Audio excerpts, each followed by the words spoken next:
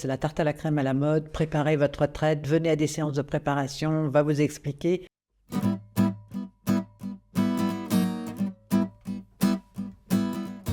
Alors, je m'appelle Dominique Roulin, j'ai bientôt 66 ans, je suis à la retraite depuis le mois de septembre l'année dernière. J'ai travaillé depuis l'âge de 20 ans à 100%. J'ai un parcours atypique, je viens de France, j'étais dans la banlieue parisienne. J'ai travaillé quand je suis arrivée à Genève en 87 comme pasteur. J'ai développé un ministère pour les personnes vivant avec le sida. Après, je suis restée comme pasteur à l'aumônerie de l'hôpital cantonal. Puis en 2007, j'ai arrêté. J'ai fait un passage par la communauté d'Emmaüs à Genève. Et puis après, j'ai été directrice de la prison pour mineurs à la Clairière pendant 2 ans. J'ai terminé ma carrière dans un centre de formation pour les métiers de la santé et du social que j'ai dirigé jusqu'à l'âge de ma retraite. Quand est-ce que j'ai commencé à penser à la retraite? Je pense dans mon dernier poste, parce que c'était les 10 dernières années. Puis je me suis dit, c'est quoi la retraite? Comment ça se passe? Deuxième pilier, c'est quoi? Moi, j'avais quand même encore une idée un peu vieillotte que c'était les derniers salaires qui étaient les plus importants. Donc j'étais ravie parce que là, je gagnais enfin bien ma vie. Mais finalement, c'est pas ça, puisque c'est une retraite à points par capital et que ça dépend du capital de ce qu'on a cotisé. Donc c'est pas tellement lié au dernier salaire. On n'est jamais prêt complètement. On peut imaginer certaines choses, anticiper. Quand on bosse, généralement, et quand on est directeur ou directrice, on anticipe. Ça fait partie du job. J'ai juste regardé si financièrement je tiendrais la route.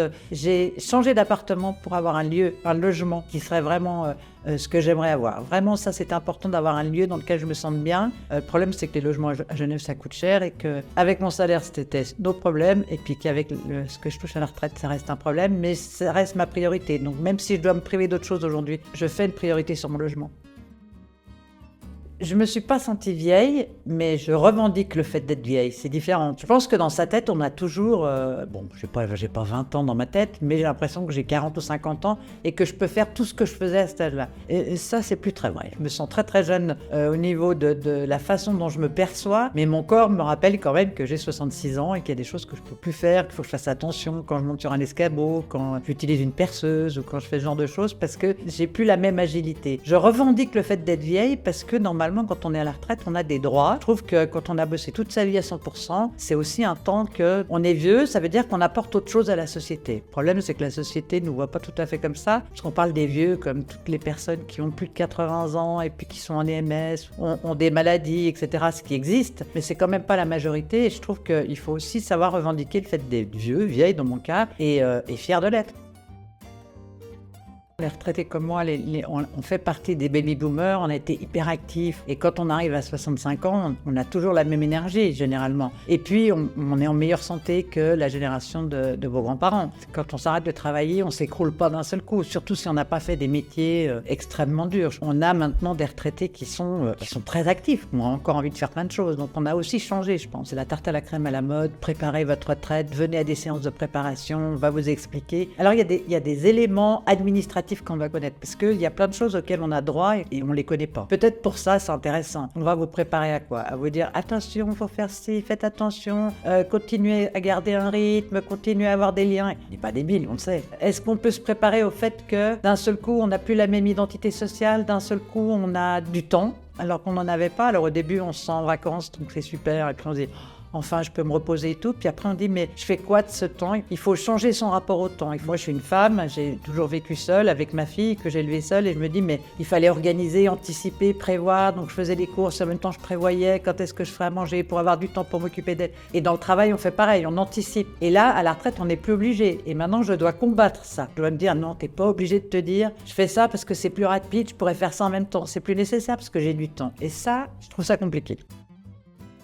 Quand vous vous êtes reposé physiquement et psychologiquement, puis que vous avez du temps et que vous n'avez pas forcément des activités ou des hobbies ou des loisirs, vous subissez juste les injonctions. Alors t'es vieille maintenant, attention, il faut que tu fasses tant de pas par jour, il faut que tu sois actif, fais attention à manger correctement. C'est plus quelque chose que moi je ressens comme un peu une dictature d'être vieux, en bonne santé et puis de bouger, plutôt que quelque chose dans quoi j'ai du plaisir, qu'est-ce que j'aimerais. Alors on est envahi de publicité, faites de la gym douce, sortez. Oui, ok.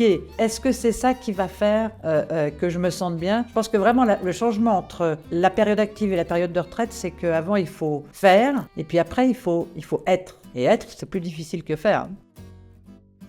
Je pense que ce qui est compliqué, c'est qu'est-ce qu'on donne comme sens dans sa vie quand on est vieux. J'ai pas de regrets de choses que j'aurais pas faites et que j'aurais voulu absolument. Oui, peut-être j'aurais aimé être championne athlétique. C'est juste des rêves et puis ça fait partie de ce qu'il faut garder, je pense, des rêves. C'est quoi donner du sens à sa vie quand on sait qu'il nous reste 10 ans, 15 ans, parce que maintenant l'espérance de vie est un peu plus longue. Ça passe très vite. Le temps, étonnamment, on en a beaucoup, mais il passe plus vite. Et puis, qu'est-ce qu'on va donner comme sens dans cette dernière étape? On est encore dans une société du travail. C'est encore la première question qu'on pose, c'est qu'est-ce que tu fais? Je fais la retraite, c'est ce que je réponds. Du coup, cette identité, il faut la construire autrement. Je trouve que c'est peut-être la chose la plus difficile de se dire qu'est-ce que la société laisse comme place aux aînés, aux seniors, pour transmettre, pour partager, pour être là autre que comme être des bénévoles à plein temps, vachement sympa, pour garder les enfants, faire toutes les activités que personne ne veut faire parce qu'il n'a pas le temps.